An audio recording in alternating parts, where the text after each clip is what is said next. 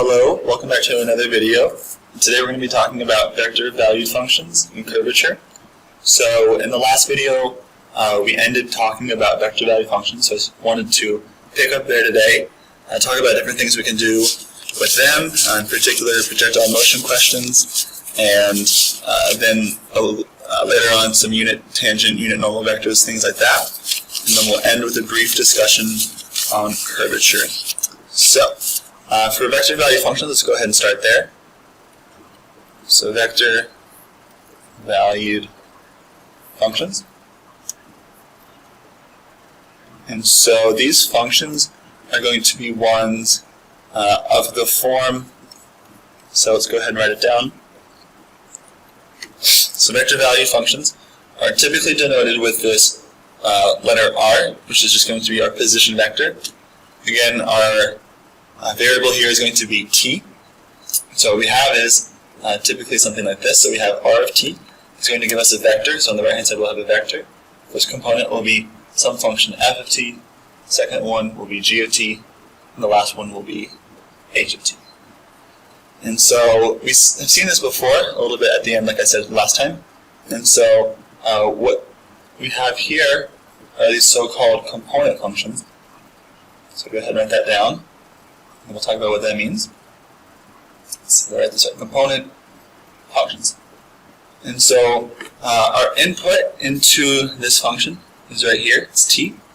As you can see on the right-hand side, we have a t here, here, and here. And so essentially what happens is, as I plug in the value of t, what I'm going to do is plug it into each of these functions, and then I'm going to get some number out. And those numbers are going to be located in the first, second, and third positions of my vector. That is the first, second, and third components. That's why we call them component functions. And just like with anything else in math, whenever we have like a number or an object, basically anything in general, we like to be able to do things with them, add them, multiply them, take their derivatives. And so in particular, we're going to be looking at taking derivatives of this function, because it has very important physical applications. So let's go ahead and change back to black. So what we see is that, let's see, maybe not that one, this one will be good. So we have, for vector value functions, we have that, well, if you want to take the derivative of a vector value function, it's probably just what you would guess it would be. You want to take the derivative of each of these component functions. So I take f prime of t, g prime of t, and h prime of t. It's a very natural thing to think of, and in fact it's exactly what we're going to do. And it doesn't necessarily stop there. We can take higher powers, so we can do second derivatives, third derivatives, so on and so forth. And so in general, when we take the nth derivative of a vector valued function r, we're going to take the nth derivative of each of its component functions. So we get gn of t, and then lastly, the nth derivative, sorry, I didn't mean to say gn, I meant to say the nth derivative of g, and lastly the nth derivative of h. So this is going to be our most general formula we have here. And so we can also take the antiderivative, so we can integrate a vector value function as well. And we're not going to be doing that too much, but you can if you so desired. So this is where we're going to kind of start today. And so we'll start with an example. Let's go ahead and scroll down a little bit. Let's not do that. Should be good. And so what we're going to do is look at an example.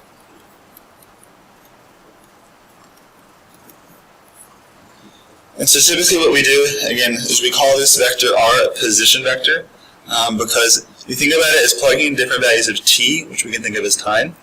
So at different values of time, our position might be different, right? Maybe we're running around a track, running up a mountain, but we're doing different things.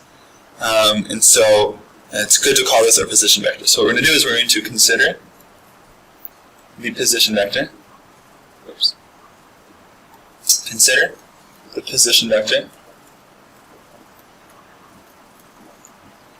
r of t is equal to, and we'll say t squared I plus t minus 1 times j plus, and then kind of missing out on space here, let's scroll over, plus cosine of t times k.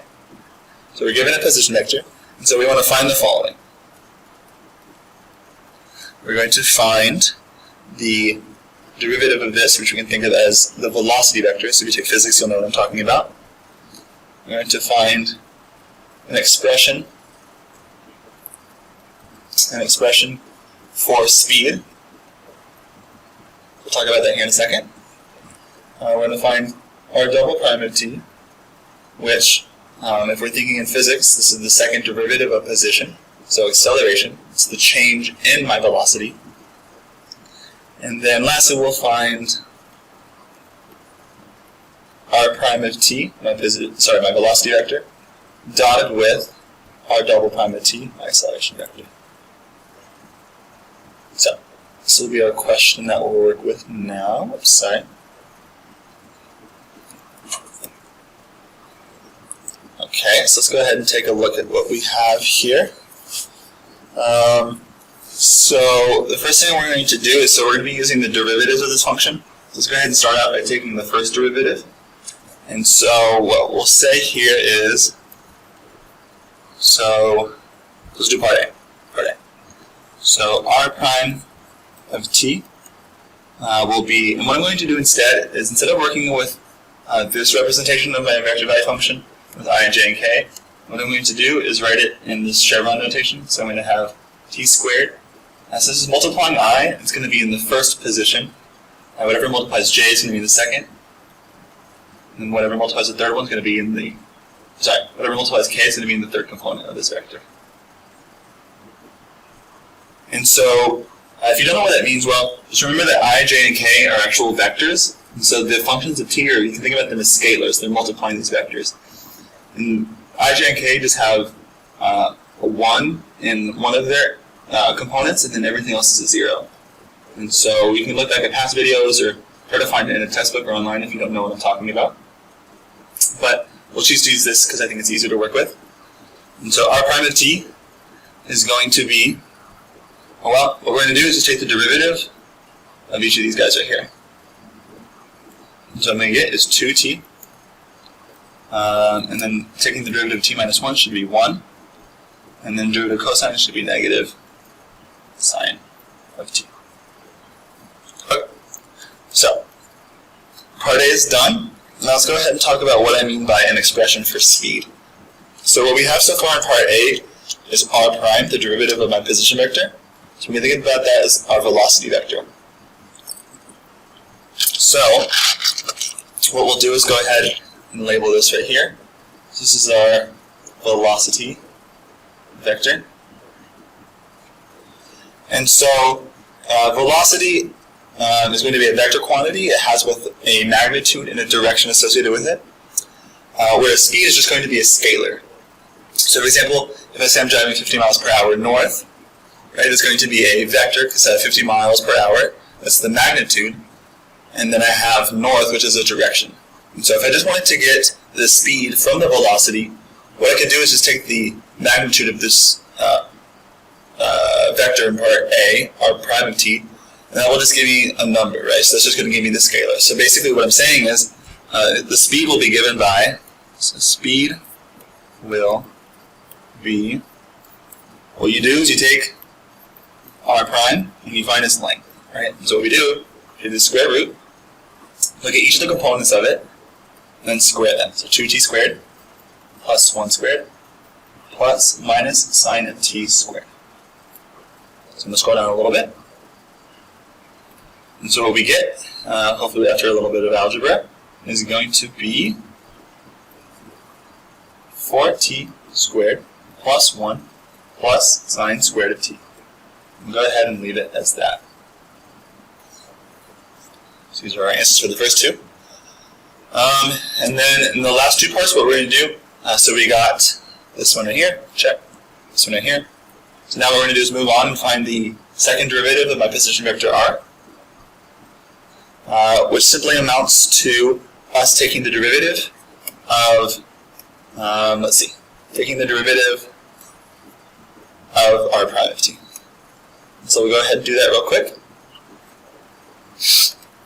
Okay. So now we have that this vector, again, simply we're just taking higher order derivatives. And so what we do, we take the derivative of r prime of t in part A of each component. So the derivative of 2t will be 2, derivative of 1 will be 0, and the derivative of negative sine of t will of course be negative cosine of t. Alright, so to finish this one up, what we're going to do is take the dot product that we had in the last statement of the question. So we want to find right here, we want to find r prime of t dotted with r double prime of t. So we're going to take these two vectors. So we take r prime of t, and we're going to take the dot product with r double prime of t. So we're going to write these vectors out. So the first one's going to be 2t, 1, negative sine of t. Again, just copying from part A. And then we're going to take the dot product of that with the vector we just got in part C, which is going to be 2, 0, negative cosine of t. Okay, very good. So again, what we do with the dot product is we line up the first components and multiply them together. So what we're going to get is 2 times t, the first component, times 2, plus 1 times 0, plus negative sine of t, negative cosine of t. So what we end up getting is 4t. This just goes to 0. And then what we have is 2 negatives make a positive, so we get sine of t, cosine of t. And so that is all we have for this question. Okay, so again, this more of just basic computational things with vector value functions, but you're going to see some of this stuff in your class, so it's important to know how to do it. And so what we're going to do now is we're going to look at a specific application of vector value functions in projectile motion questions. So what we're going to do, scroll down a little bit, hopefully, and then, it'll be fine. Okay. So what we're going to do is look at a question in projectile motion.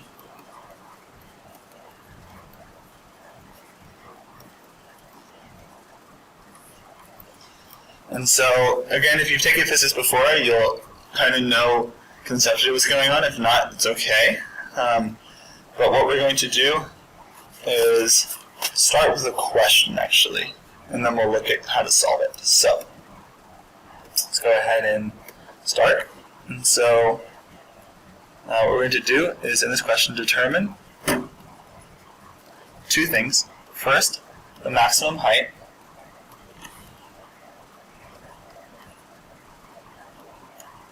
And then we're going to determine the range of a projectile.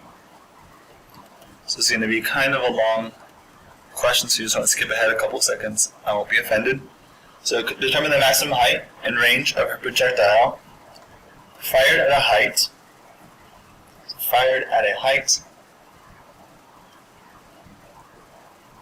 Let's go ahead and zoom out here.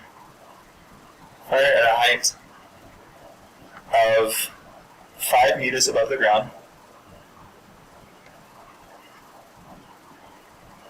Fired at a height of 5 meters above the ground. With an initial speed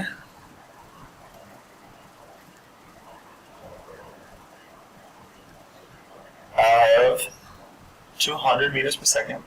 And again, after shorting this down, we'll kind of decompose what's going on. 200 meters per second at an angle of 45 degrees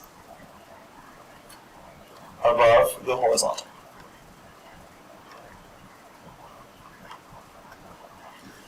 Okay, so we have a couple things to note here. So we're going to determine the maximum height and the range. We'll talk about that in a second. Let's go ahead and look at the information we were given. So we were given that the object was fired at a height of 5 meters above the ground. We were given an initial speed of 200 meters per second. We were given the angle at which it was fired, which is 45 degrees. Okay. So, what we're going to do is first draw a picture. It's always a good place to start with these kind of questions. And then we'll kind of go from there. So what we have essentially, is an object that is 5 meters off the ground, being fired, and then at some point it's going to hit the ground. And so, what else do we know about this? Well, we know the angle that it makes with the ground, or with the horizontal, is going to be theta equals 45 degrees. We also know that the initial speed is going to be 200 meters per second. I call this v naught just for velocity, but it's going to be the same at the beginning, so don't need to worry about the interchange of speed and velocity here. Okay, so we'll look at a general formula for this, and again, for this one, we'll consider acceleration due to gravity to be 10 meters per second squared, just for simplification purposes, I suppose. And so what I'll do is I'll give you sort of this formula. So a general formula that we're going to use, so the position vector of a projectile. So this is something in general that you would be able to use. So we have position vector of a projectile is r of t, which is going to be v naught cosine of theta times t. This is going to be a vector. And this vector is only going to have two components because we're dealing with only x and y. And then in the second component, what we're going to have is h plus v naught sine of theta t minus 1/2 g, and actually I'll use a, acceleration rather, at squared.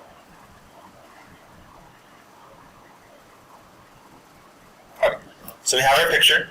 Again, the projectile is being launched at a height of 5 meters with an initial speed of 200 meters per second and an angle of 45 degrees above the horizontal.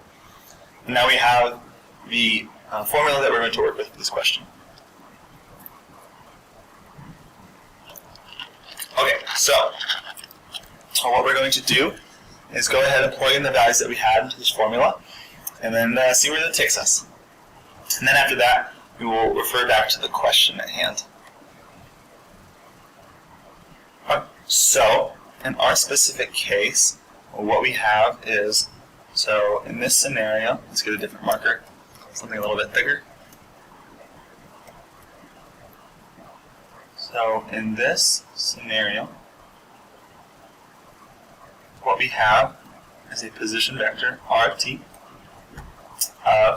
Let's scroll back up just to see what we had. So this is just what we need. So we have v naught cosine of theta times t.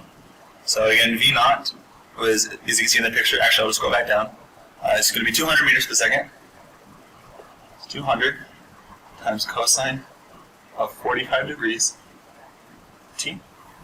Again, t is going to be our input, our parameter, so we're just going to leave it as t for now.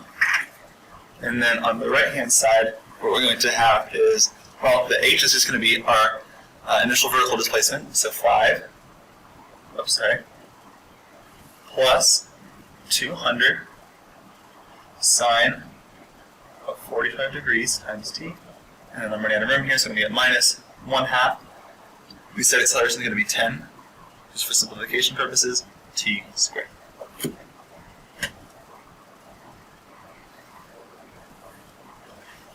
Okay, so this is going to equal, so this implies that r of t, position vector, is really equal to 200 times cosine of 45, which is root 2 over 2t, and then 5 plus 200 times the sine of that angle is going to be the same, root 2 over 2t minus 5t squared.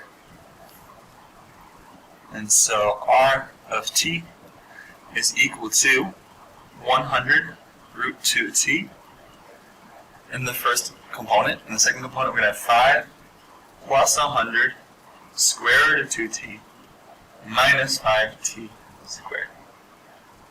So this isn't an answer to the question, but it will help us get there. So we'll go ahead and box this. And it's worth noting at this point why the first component only has a t, whereas the second component has a t squared. If you know stuff from physics, or if you were explained in calculus class, what we have, let's go back to this picture real quick, I'm going to zoom in. If we look at this picture, essentially what's happening is that each vector is going to have an x and a y component. But what we have is that since we're going up and down, right, my velocity in the y direction is going to be changing. Because at first, my velocity in the y direction is going to be up because it's pulling me up to the top. But then what happens is when we get to this other side, this vector is going to be going down. And so this Vx, the velocity in the x direction, is going to be constant. This direction is going to be the same at every point along this the path of this projectile. And then what's interesting to note is that right here at this point, Vy equal to 0. There's no velocity in the y direction. And we're going to actually use that fact to help us out when we answer the first part of this question, I believe. Alright, so a lot of stuff. Here's our setup. We have our picture, and now we have our velocity vector. And so we'll go ahead and answer the first part of the question. So let's go back for a second. The first thing we wanted to find was the maximum height that this projectile reaches. And so what we have for our picture is going to be this right here. It's going to be our maximum height. So we'll do h sub max. Whatever is at the top. And what's important to note is that this occurs exactly when the velocity in the y direction is equal to 0. So, what we're going to do to solve for the maximum height is we're going to set the y component of velocity equal to 0. But currently we don't have that, right? What we have is the position vector r, and so to find stuff about the velocity we need to take its derivative. I'm going to scroll down a little bit. So what we have is, so r prime of t, well, we just did some practice on how to find derivatives of vector value functions. So what we're going to do is do that here. So we're going to get 100 root 2. And the second component, we're going to get that 5 goes away. So we're left with 100 root 2 minus 10t. So again, we want to find the maximum height. That occurs, again, when Vy is equal to 0. So the y component of my velocity vector is going to be the second one here. So what we're going to do is, we're going to take 100 root 2 minus 10t, and we're going to set it equal to 0. So basically from this pictorial representation in our knowledge of physics, we're able to convert this into an algebra problem that we can figure out. So what we get is that 10t equals 100 square root of 2. Actually, I'll do it over here. So then t is equal to 10 root 2. This will be seconds. So what does this tell us? This tells us that our velocity in the y direction is equal to 0 when time is equal to 10 root 2 seconds. And so this isn't an answer to our question, so we don't want to know anything about time, but rather we wanted to know the maximum height. And so what we're going to do is, well, this position vector right here that we have next to the star in red, it's going to be a function of time. So what we can do is plug this value t into this function, in particular the y component, right? Because the maximum height pertains to information in the y direction. If we wanted the maximum distance, which we'll actually do in part 2, then we're going to plug it into the x. And so what we get is, finally, that the maximum height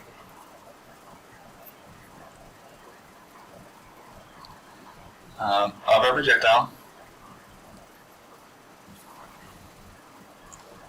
projectile is, so we're going to take this function right here, and we're going to plug in t equals 10 root 2. So 5 plus 100 root 2 times 10 root 2 minus 5 times 10 root 2 squared. This equals 5 plus 2000 minus 5 times 200. I hope that's right. Looks about right to me. And so we get 2005 minus 1,000, which is going to be 1,005. Again, our units for distance here are going to be meters. So again, just like some questions we had in the last video, some of these require a lot of steps, but to break it down, we wanted the maximum height. Jesus, this looks kind of weird. Okay. And so the first thing we're going to do with questions like these is we're going to find the position vector. And then from there, we'll take derivatives if we need to, set things equal to 0, and basically have our answer to these word problems. So hopefully this makes sense. Again, we use the fact that our derivative, r prime of t, could tell us when the velocity in the y direction is equal to 0, because r prime of t, again, is our velocity vector.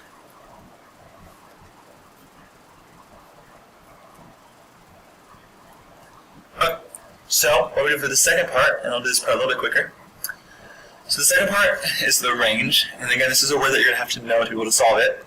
The range is just the x-coordinate of the point where the projectile lands. It's however far out it is from you horizontally. And so for this picture, my range would be something like this. And so, well, we have to think to ourselves, what happens when we're at this point? We know we're going to be pretty further out in the x direction, but we know that our y-coordinate is going to be equal to 0. And again, that sounds like an equation we can use, but in this case, we're not going to look at the velocity, but rather the position vector. So what we do, so this is going to be from part 1.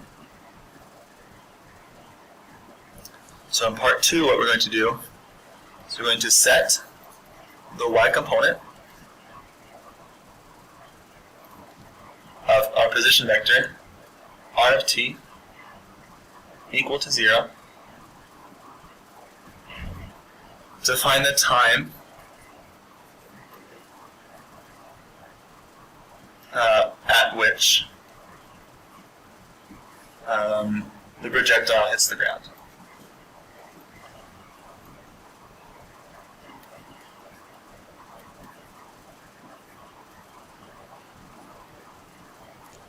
Let's see, it's a little bit sloppy. Time at which it hits the ground. Okay, so let's go ahead and copy down what equation we had again for our position vector. So our position vector is going to be r of t equals, let's go ahead and scroll back up. It's going to be right here. So it's going to be 100 root 2t. And then 5, let's see what we do, plus 100 root 2t minus, I believe, 5t squared. Yeah. And so this is going to be our position vector that we have.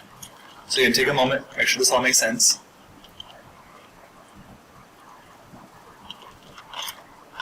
Okay, so we're going to do exactly what we said right here. I'm going to set the y component of this equal to 0. And so what we get is, we get that, actually we take, so how do we do this? Consider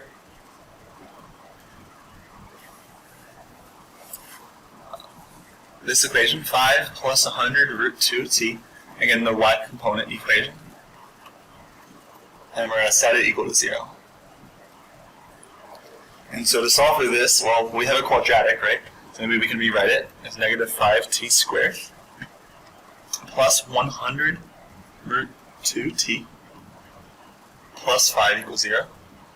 And we're going to divide everything by negative 5. So we're going to get t squared minus, we're going to flip the sign, 20 root 2t minus 1 equals 0. And essentially, and I'll skip this one just for time, what you're going to do is do the quadratic equation. So I'll leave you with a hint. So you're going to use the quadratic equation to solve for the values of t, or to find the roots of this polynomial, to solve point T. After we do that, we're going to only use one of them. Because what we have essentially is that we have a projectile, and if we look at this axis of time, and this axis right here of my height, what I'm going to have is something like this, and it says that I'm at a height of 0 here and here. Actually, this should probably be shifted to the left a little bit. Erase this. 1 second. And what we get is something like this. Of course, if we have t being negative, this is like negative time, so we're not really going to look at that here. In some instances, when you have the ball starting at the ground, you're going to have a root at the origin, so we're going to disregard that, and instead look at the value t that gets us here. And so we're going to use a quadratic equation, solve for t, and this is going to be typically the plus, right? Because quadratic equation is plus or minus. Typically just take plus. And then that's going to tell me the time when I'm at my maximum distance. And what we're going to do is simply plug that back in to here. Right? Because range is just the x-coordinate of the ending position. So, it's a lot of words that I just said. If you want to, just watch it again, slow it down, make sure it makes sense to you, because it is a lot of information, especially if I'm just talking. But we're going to end this question here. Again, very involved questions, but nothing entirely too crazy, hopefully. And so that's going to be the beginning of projective value function. So we're going to continue on looking here at unit tangent and unit normal vectors. So let's go ahead and set up for that. Alrighty, good. So let's talk about unit tangent and unit normal vectors. So what we know, at least from elementary calculus, is we know that the derivative of a function, let's scroll down a little bit,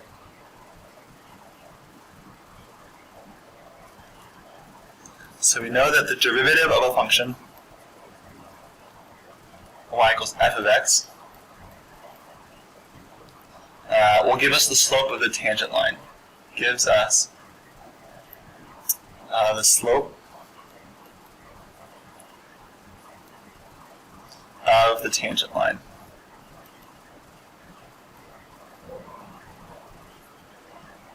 To f at x. And so what I mean by that is we have something like this. Let's do green. I don't know if I've done green before. So what we have here is some curve. It's going to be the image of my function f. And basically, if I'm at some point here in the graph, this x-coordinate is x naught.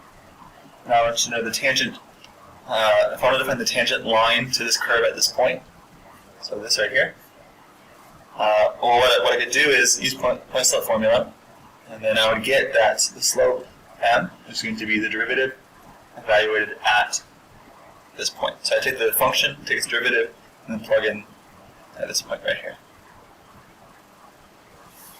And so basically what we have is the relation between a derivative and a tangent line.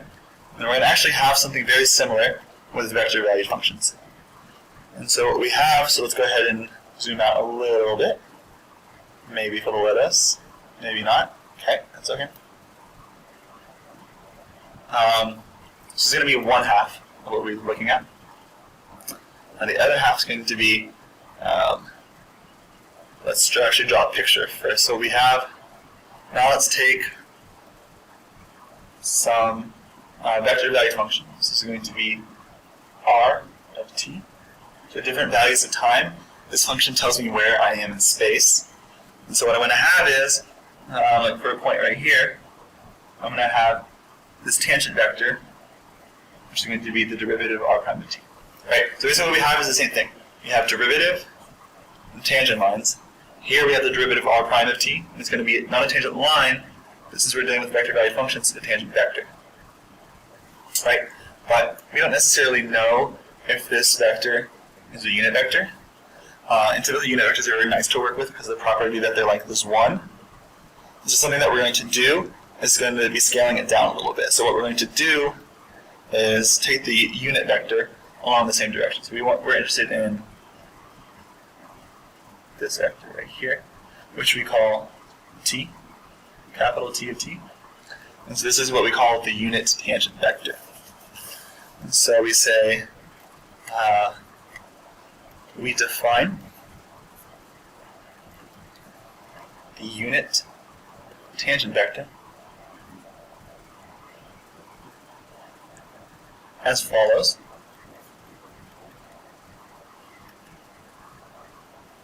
So it's called a unit tangent vector. So unit because we want this length to be 1, and tangent because it's going to be a tangent vector. And so all we do is we say that t of t, this unit tangent vector, well, all we're doing is we're taking this vector right here, r prime of t, which may or may not be a unit vector, but whatever the case is, we're going to divide by its length. And this, of course, we know is going to give us a unit vector.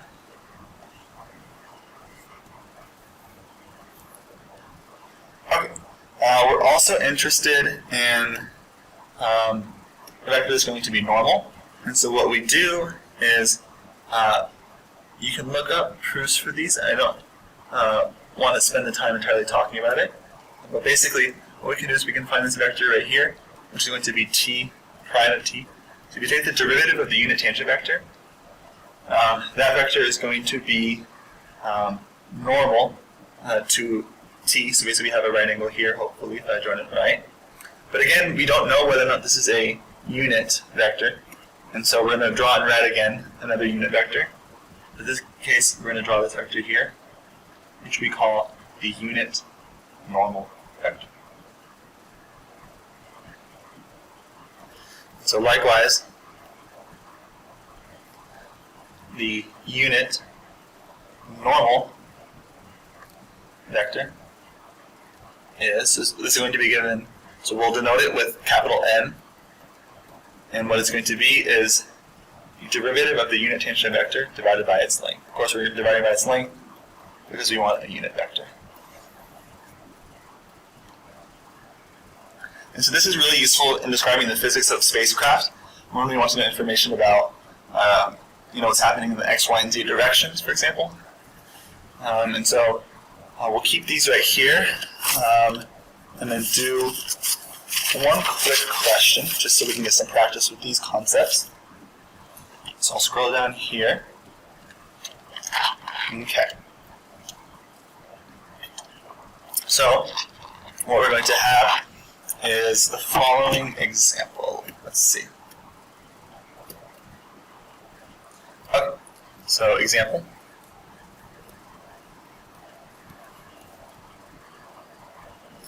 So we're going to be given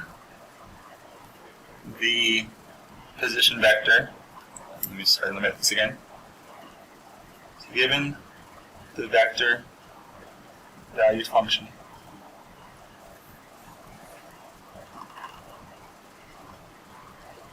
r of t is equal to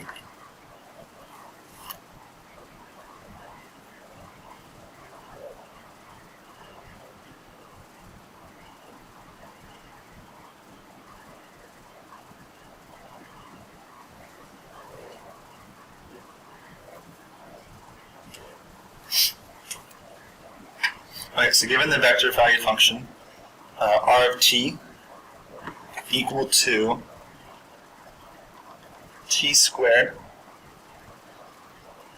2 sine of t 2 cosine of t, what we're going to do is find the unit tangent vector.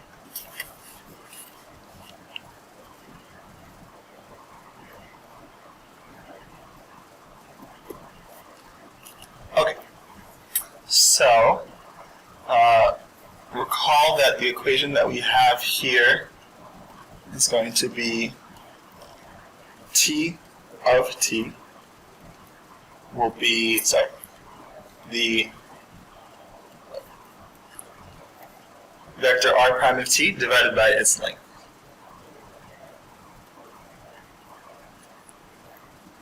So we have to go ahead and calculate these two. And so I'll zoom out here.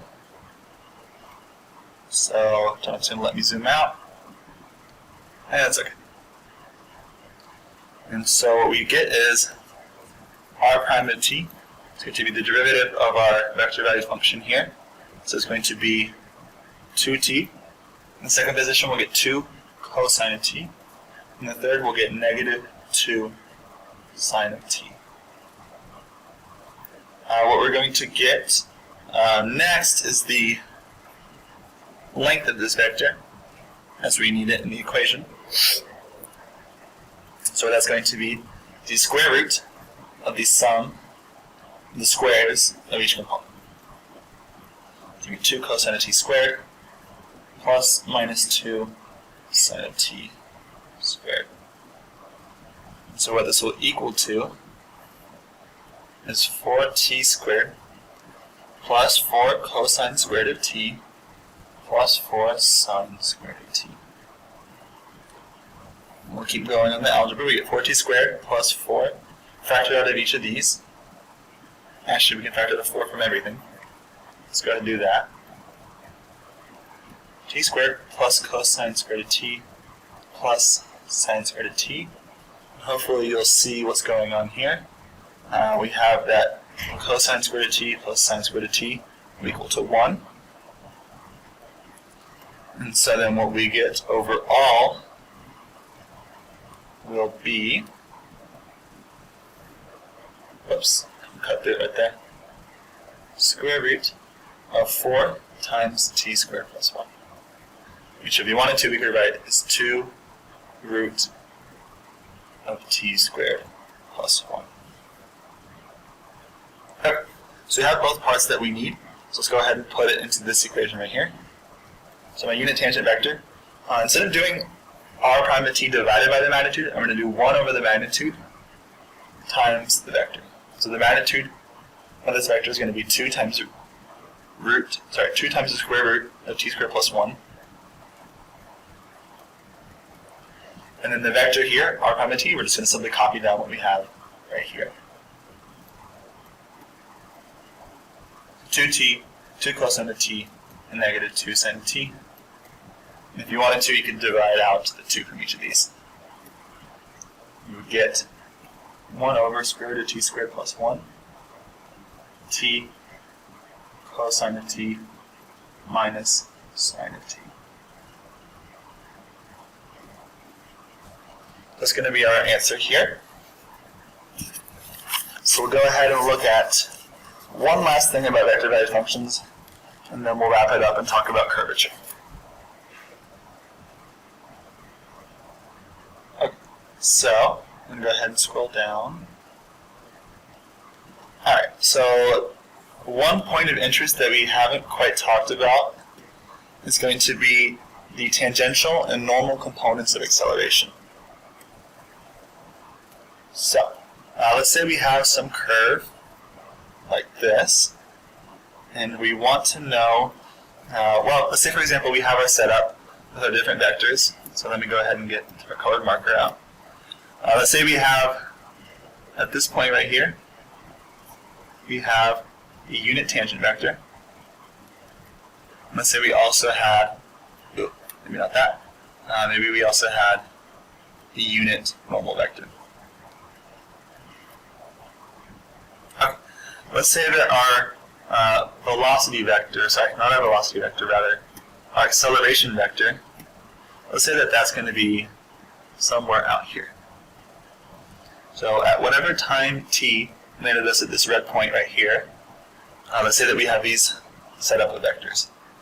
And so a lot of times we like to decompose vectors, is write them as some linear combination of maybe the vectors I and j, or whatever our basis vectors are.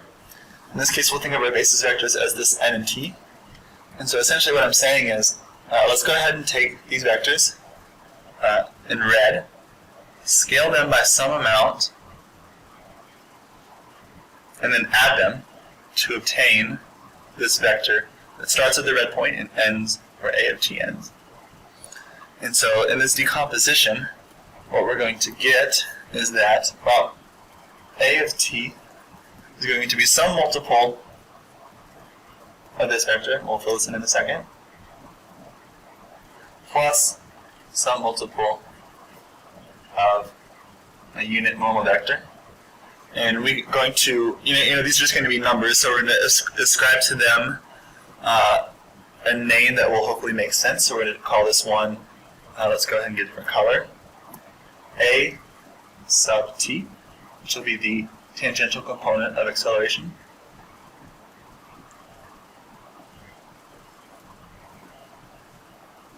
So tangential component of acceleration. And what we're going to have here is what we're going to call, well, A, here we had A sub t, so here we're going to have A sub n. And this is going to be the normal component of acceleration.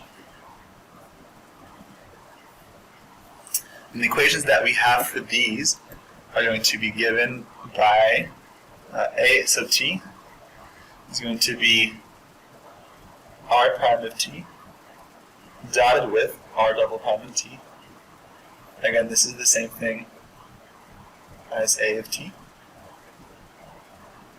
Actually, that's true. That's yes. I would double check that, but I'm pretty sure that's right in this context. Divided by r prime of t. And then A sub n will be given by two different equations we can use depending on the context you're in. You can use absolute value A squared minus A sub t squared. So in this case, we'd have to know what A sub t is. Or we could say, that's going to be equal to the magnitude of the cross product of r prime and r double prime divided by r prime t. So, these will be on some of your homework questions, so they're important to understand and know how to compute, I would say. But that's going to wrap up our discussion today of vector value functions. Let's talk about one last point in curvature, and then we will call it a day.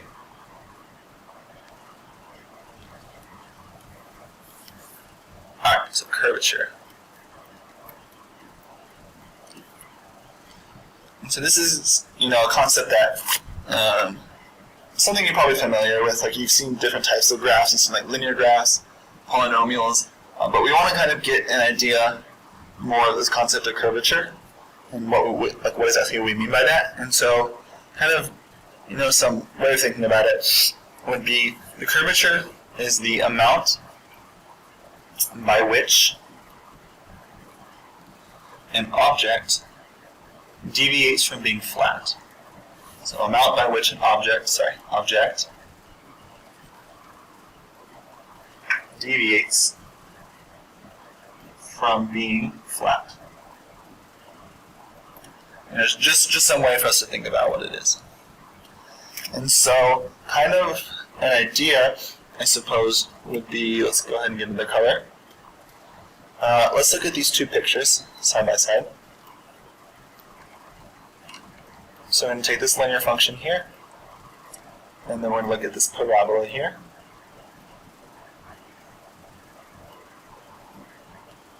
And so you can kind of just tell, like, if you ask yourself the question, which one of these, this, curve here, and of course you wouldn't say the line, it'd be the parabola, right? But let's go ahead and look at a way we can think about this. And so a way we can think about it would be, let's take this point right here on this line, and ask ourselves the question, what's the largest circle that we could fit to this point so that the circle is tangent to the curve only at this point? Right? And so what I'm saying is, at this point, maybe I could draw a tangent circle like that, of whatever radius. But I could probably draw a bigger circle, right?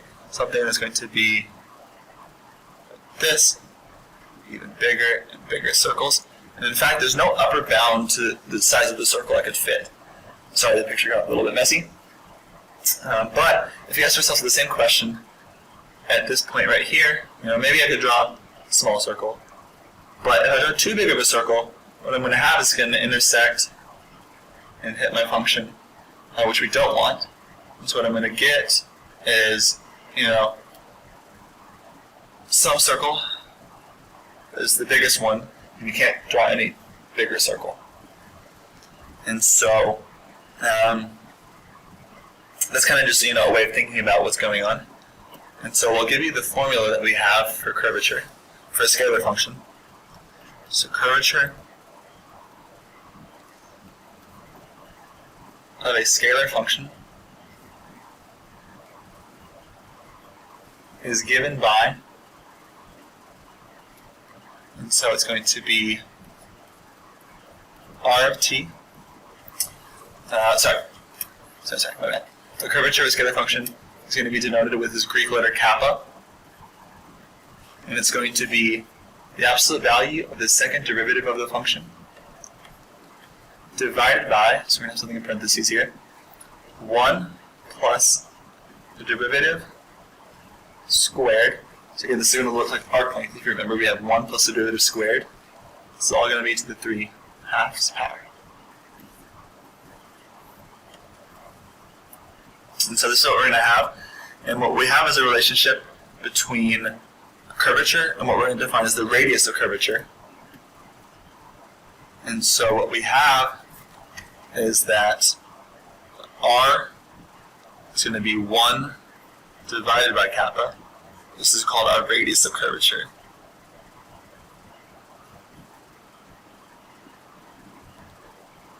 So we'll go back to our picture of the circle. The circle is in the parabola. So right here, like around this point, somewhere around here, my function has more curvature than, like, say, for example, out here to the left. And so at this point right here, I can fit, some circle in there. But as I go out here, I can fit like bigger and bigger and bigger circles. And so here, what we have is less curvature, but we have a bigger circle that we can fit to it. That is a larger radius. Here what we have is, of course, more curvature we'd already decided on. And so we have a smaller maximal circle that we can fit to that point. And so basically, as curvature increases, so as it goes from less curvy to more curvy, you see that the radius decreases, which makes sense with what we have right here in this equation. So we'll do one last question, and then that will be it for this video. Okay. And so we'll look at one last question. That question is going to be, find the curvature. So find the points of zero curvature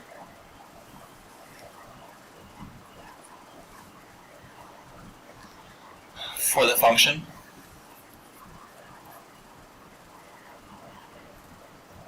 f of x equals cosine of x. And so if we want points to zero curvature, what we have to do is, well, set our expression for curvature equal to 0. So again, this was f double prime of x over 1 plus f prime of x squared all to the 3/2 power. So that's going to be equal, in this case, if we're setting it equal to 0, we really are only going to set the numerator equal to 0, right? So this is going to imply that f double prime of x in absolute value is equal to 0. So let's go ahead and solve for that. So we have our function here, cosine of x. And so what we have